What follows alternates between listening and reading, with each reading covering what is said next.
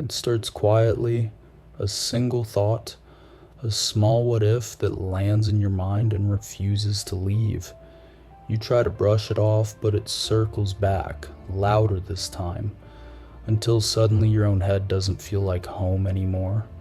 Overthinking isn't loud like fear or heavy like sadness, it's subtle. It hides behind logic, convincing you that you're just being careful, responsible, prepared. But the truth is, you're stuck replaying, reanalyzing, rewriting conversations that already happened, trying to predict outcomes you can't control, searching for certainty in a world that's never guaranteed. Your mind keeps asking questions that have no answers. What did they mean by that text? Did I say something wrong? What if they think I'm weird?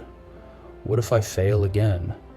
What if, what if, what if, and you know it's irrational. You know it's making you miserable, but you can't stop because somewhere deep inside, overthinking feels safe. It gives you the illusion of control. If you can think through every scenario, maybe you can protect yourself from getting hurt. Maybe you can prevent disappointment before it happens. Maybe you can fix the past by replaying it in your head 1,000 times. But that's not how healing works. You don't outthink your pain. You feel it. You let it pass through you. And that's the part that terrifies you most. So instead you think and think and think until thinking becomes a kind of comfort and a kind of cage. You go to bed exhausted, your mind's still spinning. You wake up tired because your brain never stopped. Even in your sleep, it's like your thoughts are running marathons. And when people tell you to just stop worrying, you want to laugh. If only it were that easy. The psychology behind overthinking is simple but cruel. It's the brain's way of staying in control when it feels unsafe. When you've been through uncertainty or rejection or failure, your mind learns that overanalyzing is a form of self-defense. It's a habit built from fear, dressed up as logic. And that's why it's so hard to break. You might not realize it, but overthinking often comes from a lack of trust. Not just in others, but in yourself. You've learned to doubt your own choices. You replay what you said because you don't trust that you were enough.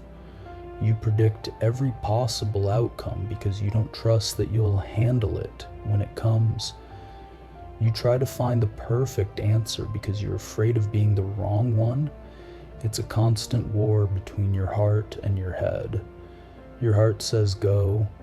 Your mind says wait, your heart says feel, your mind says think, and you stay frozen between both, half living and half analyzing, always preparing for a moment that never actually arrives.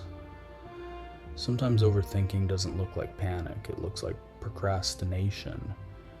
You tell yourself you're waiting for the right time, but really, you're scared to choose, because once you choose, you lose the illusion that maybe, somehow, everything could go perfectly. And sometimes it's not even about decisions, it's about identity. You overthink who you are. You wonder if you're too quiet, too awkward, too intense, too much, or not enough.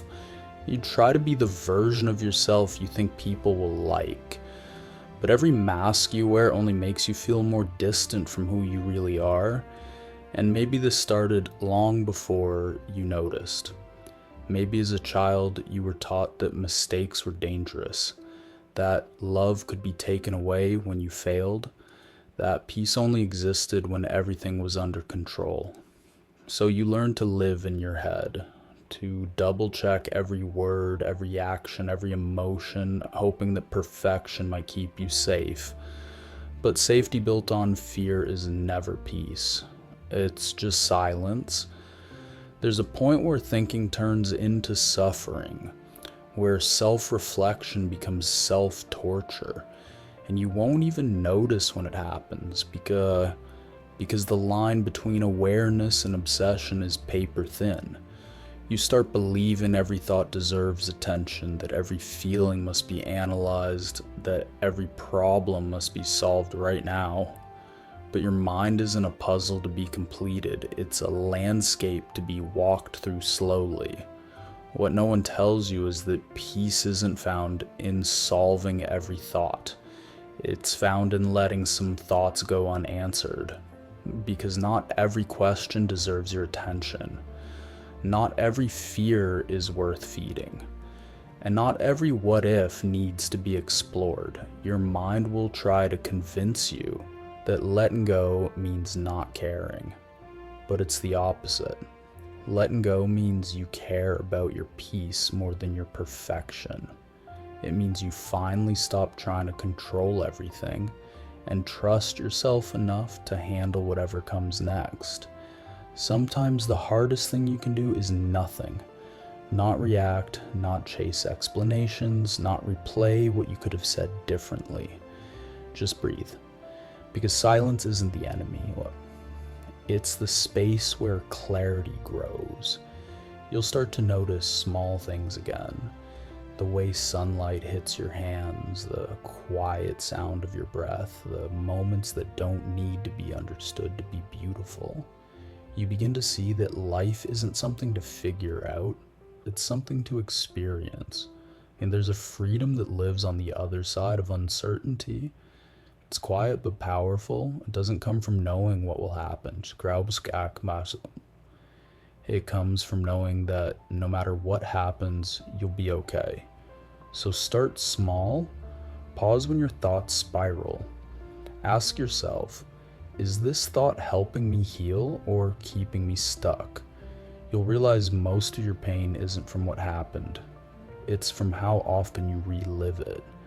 Not every memory needs closure. Not every person deserves a second replay.